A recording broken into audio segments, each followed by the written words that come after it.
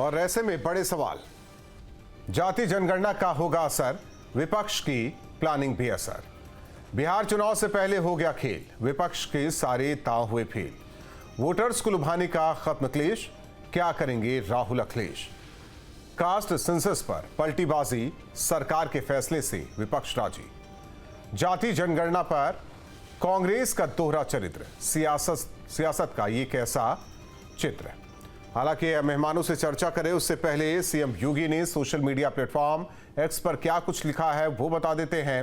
उन्होंने लिखा है, 140 करोड़ देशवासियों के समग्र हित में प्रधानमंत्री नरेंद्र मोदी जी के नेतृत्व में सीसीपीए द्वारा जाति जनगणना को आगामी जनगणना में शामिल किए जाने का निर्णय अभूतपूर्व एवं स्वागत योग्य है। वंचित, पिछड़े और उपेक्षित वर्गों को सही पहचान और सरकारी योजनाओं में उनकी उचित भागीदारी दिलाने की दिशा में यह एक निर्णायक पहल है।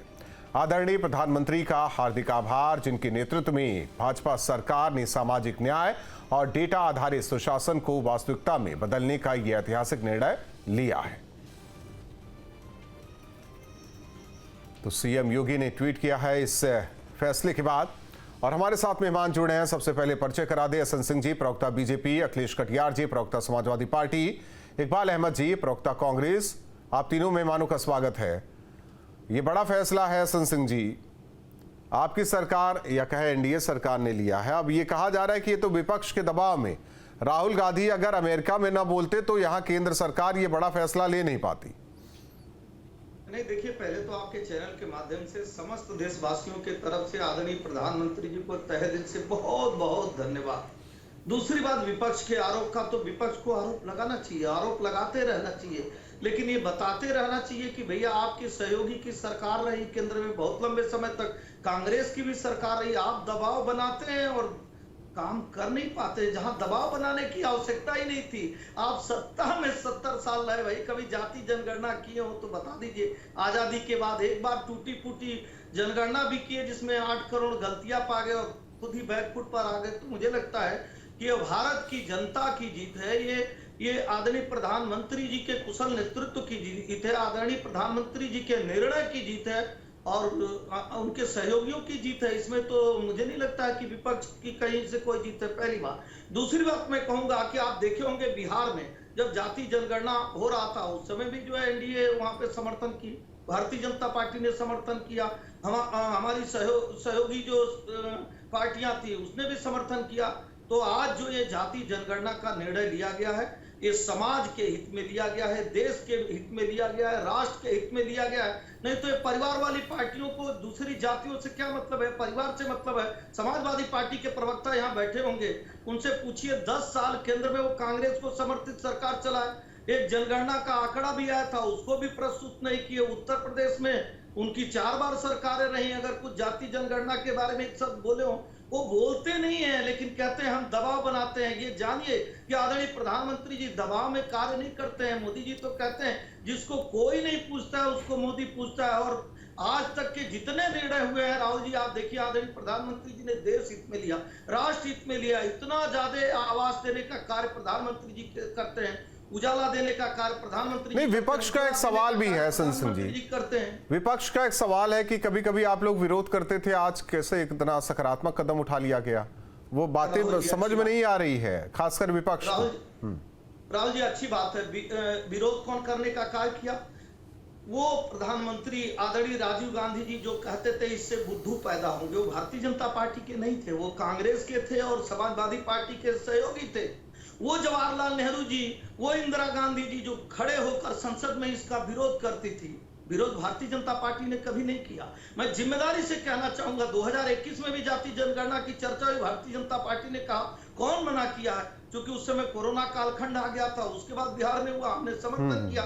लेकिन पूछिए ना, कर्नाटक में तो जाति जनगणना करा चुके हैं, उसका रिकॉर्ड कहाँ है ही नहीं, चूंकि इनको करना नहीं है। अब चूंकि भ्रम जाल फैलाना है तो क्या जनता इतनी बुद्धू है, वो समझ नहीं सकती है। अब वो तो इकबाल अहमद साहब बताएंगे, क्योंकि अब उनकी पार्टी पर आप सवाल कर रहे हैं तो वही बताएंगे। 70 साल आप रहे केंद्र में तो आपने क्यों नहीं किया, किसने मना किया? आज ये खुलासा हो जाना चाहिए। इकबाल अहमद साहब, खुलासा हो जाना चाहिए, क्यों नहीं हुआ, किसने नहीं किया? देखिए, दादी ने नहीं किया, पिताजी ने नहीं किया, और वहीं ये पोते की मांग थी जिसे केंद्र सरकार ने पूरा किया। अब आप लोग कह रहे हैं कि देखिए ये तो राहुल गांधी के दबाव में हो गया, विपक्ष के दबाव में हो गया। देखिए, राहुल जी ने इस बात को जब इस बात को उठाया कि देश में जाति जनगणना होनी चाहिए, और ये सवाल उन्होंने इसलिए उठाया कि पता तो चले कम से कम कि कौन आदमी कितना है और किस जगह पे उसकी भागीदारी है। तो राहुल जी ने इस बात को इसीलिए उठाया था कि भागीदारी तो पता चले, और उन्होंने बार बार इस बात को कहा है देश में जहां भी गए हैं कि जाति जनगणना इसलिए महत्वपूर्ण है कि लोगों को उस जगह पे उस मुकाम पर पहुंचना चाहिए। वो चीज बीजेपी सरकार नहीं कर रही थी और करने की कोशिश भी नहीं कर रही थी, वो हमेशा इसके खिलाफ थी। लेकिन राहुल जी ने इतना देश को जगाने की कोशिश की कि मोदी जी को इस बात का एहसास हो गया कि अगर हम नहीं करेंगे तो देश में लोग इस बात से सवाल करने लगे हैं कि अब हम जवाब कैसे देंगे। इसलिए जवाब ना दे पाएंगे तो हमको अब ये फैसला लेना ही पड़ेगा। उनको फैसला लेना पड़ा। नहीं, उनका एक सवाल था कि इस बात का भी खुलासा हो जाए कि आप लोगों की बहुत देश में सरकार रही कई सालों तक। हाँ, 70 सालों तक सरकार रही, तो ऐसा क्या रहा कि नेहरू जी ने मना कर दिया, इंदिरा जी ने मना कर दिया, राजीव जी ने मना कर दिया? राहुल जी, 70 साल की जो बात होती है इसमें से 10-12 साल जो है वो अटल जी की बीजेपी की सरकार भी थी। अरे 20 साल अपना मान लीजिए, आप बता दीजिए क्यों नहीं किए 20 साल। तो कहने का मतलब है कि आप हमेशा नेहरू जी और इंदिरा जी के ऊपर ठिकरा फोड़ना चाहते हैं। तो इंदिरा जी के बारे में भी सुन लीजिए कि इंदिरा जी ने पाकिस्तान के टुकड़े कर दिए थे। नहीं, उसकी बात ही नहीं हो रही है ना सर। तो फिर वो तो फिर सवाल कब उठेगा? वो तो नेहरू जी भी थे। बराबरी की बात करते हैं, नेहरू जी थे तब, वो तो ब्रिटिश के साथ मिलकर भारत का भी टुकड़ा हो गया था। अब इसको भी फिर अगर इंदिरा गांधी को, इकबाल अहमद साहब, अगर इंदिरा गांधी को आप मानते हैं कि उन्होंने पूर्वी पाकिस्तान को बांग्लादेश बना दिया, तो आप ये भी मानेंगे कि 47 में नेहरू जी ने भारत के टुकड़े कर दिए? फिर ये भी मानेंगे क्या? ये तो कोई बात नहीं हुई। हम जाति जनगणना के विषय पर बात कर रहे थे। जब देश आजाद हुआ था तो इकबाल अहमद साहब छोड़ देते हैं, मैं इसको भी छोड़ देता हूं। क्या आप केंद्र सरकार से ये मांग करेंगे कि मुसलमानों में भी, जो आप उसके फिरके कहें, हम उसे जाति कहते हैं, जो पसमानदा है, उनकी भी गणना होनी चाहिए कि कौन क्या है, उनकी भी जनगणना होनी चाहिए, सबकी होनी चाहिए। केवल उनको जनगणना में ना डाल दे, उनको भी बताया जाए कि हाँ कुरैशी कितने हैं, पठान कितने हैं, ये सब भी बताया जाए ना। ये भी अच्छा है ना कि भाई जिसकी जितनी भागीदारी उसकी उतनी हिस्सेदारी, इसी हिसाब से तय होगा।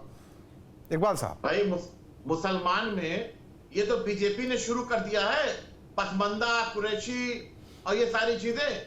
यही तो बीजेपी आरएसएस चाहती है कि मुसलमान बढ़ जाए। पता नहीं, अब हिंदू बटा अच्छा मुसलमान नहीं, अच्छा आप बता दीजिए। देश में मुसलमान में जातियां हैं। मैं इकबाल साहब, मैं उसमें नहीं जाना क्योंकि कटियार साहब को भी टाइम देना है। कटियार साहब को टाइम देना है। आप एक मुस्लिम भी हैं, कांग्रेस के नेता भी हैं। अशरफ कौन होता है, अजलाब कौन है, अर्जाल क्या है, ये तीनों हमें समझा दीजिए तो हम सब समझ जाएंगे फिर सारी चीजें। हम सिर्फ बात करते हैं मुसलमान, बस सिर्फ मुसलमान की हो गई बात, ठीक है। आप क्यों नहीं हिंदू की बात करते फिर? तो मैं तो इसलिए मैं तो कह रहा हूं कि सारी जातियों की जनगणना हो, हर एक जातियों की जनगणना हो, कौन बढ़ा कौन घटा, कौन बढ़ा। आप क्यों नहीं घोड़ी पे चढ़ने? तो वही तो कह रहा हूं ना, भिस्ती के पास, भिस्ती जो है वो कुरैशी के पास नहीं जा सकता, कुरैशी जो है वो शेख के पास नहीं जा सकता। आप क्या नहीं होता, क्या क्या जब बात कर रहे हैं आप, किससे बेकार है, छोड़ देते हैं। मैं आपसे मैं बहुत अच्छे प्लीज मेरी एक बात सुनिए। आप देखिए मस्जिद में जब नमाज पढ़ने कोई जाता है तो वह कुरैशी और फिर अच्छा ठीक है, फिर ये देवबंदी बरेलवी क्या है, ये आप बता दीजिए। हनफी क्या है, कुछ नहीं है, ये क्या है? ये दुकान चला, ये आप कह रहे हैं ना दुकान, तो ऐसे मैं भी कह रहा हूं हिंदुओं में कुछ लोग हैं जो दुकान चला रहे हैं सर। आप भी मैं भी बोल रहा हूं दुकान चला रहे हैं, लेकिन मैं तो कह रहा हूं ना कि एससी कितना है, एसटी कितना है, ओबीसी कितना है, जनरल कितना, सबके होना चाहिए। ब्राह्मण कितने हैं, क्षत्रिय कितने हैं, कायस्थ कितने हैं, मौर्य कितने हैं, यादव कितने हैं, सोनकर कितने हैं, एससी में कौन कौन है, वो कितने हैं, सबकी होनी चाहिए, ऐसे मुसलमानों में होनी चाहिए, तो क्यों दिक्कत हो रही है? हमें तो नहीं समझ में आ रहा है, सबकी बात होनी चाहिए।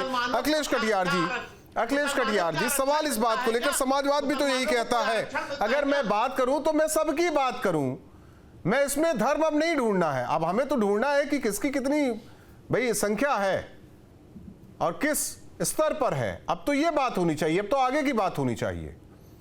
राहुल जी, आपके सभी दर्शकों को मेरा प्रणाम। और बड़ी खुशी की बात है कि जो लड़ाई लंबे समय से समाजवादी लड़ते चले आ रहे हैं, और जब मेरे नेता उत्तर प्रदेश में जाति जनगणना और जाति जनगणना के बाद की जिसकी जितनी संख्या बारी उसकी उतनी हिस्सेदारी, ये नारा जो महामना रामस्वरूप वर्मा जी ने शुरू किया था, आज जो देश की आम जनता का नारा बन गया, रामस्वरूप वर्मा जी की आवाज, उसको बीजेपी के नेता, भारत के प्रधानमंत्री कहते थे ये साजिश है, ये साजिश है बांटने की, एक हो तो सेफ हो, बटोगे तो कटोगे, बटोगे कटोगे, और साजिश बताने वाले आज इस विधेयक पे बात कर रहे हैं। तो ये हमारे नेता ने जो लंबी लड़ाई लड़ी और उत्तर प्रदेश की जनता ने जो बीजेपी को 33 सीटों पे आके समेटा, ये उसका पड़ा। एक बात।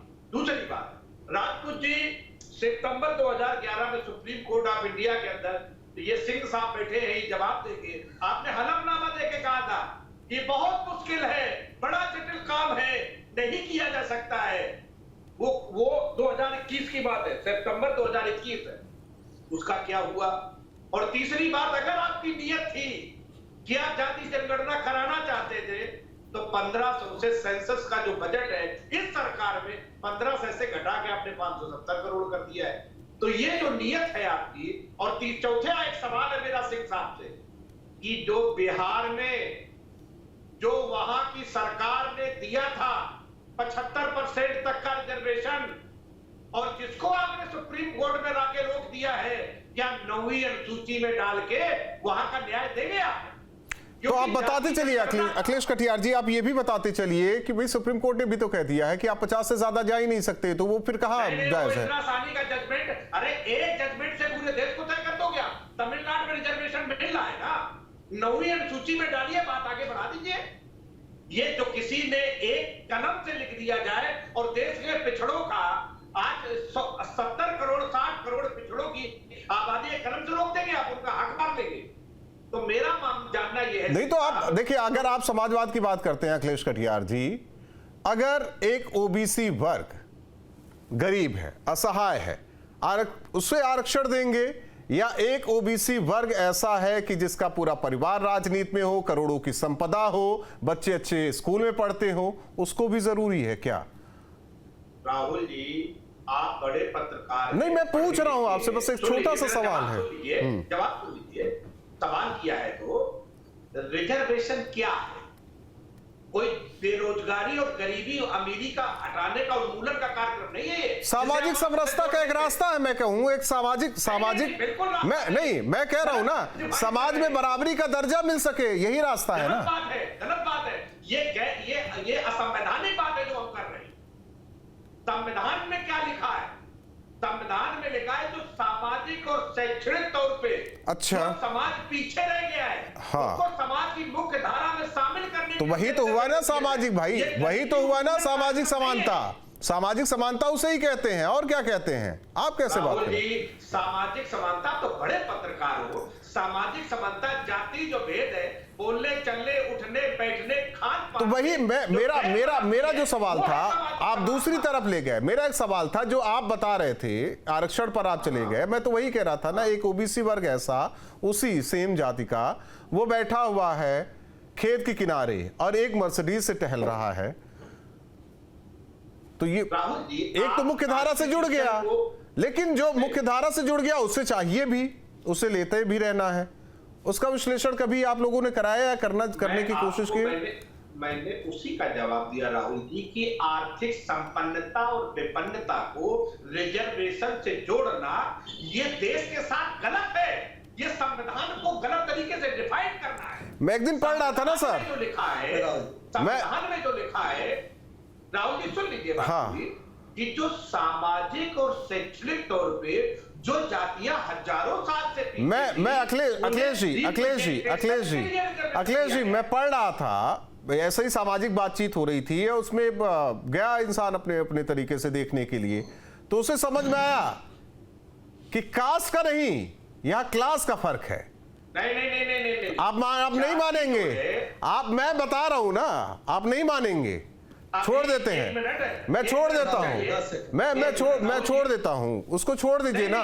आप एक चीज कहिए ना, संविधान की बात कही जा रही थी, आप ये बता दीजिए संविधान में क्या इस बात, आप क्लियर कर दीजिएगा, संविधान में इस बात का है कि जाति जनगणना कराई जा सकती है। जातियों क्या, एक जनगणना अलग है, मूल जनगणना, जाति जनगणना कराई जा सकती है, संविधान में निहित है।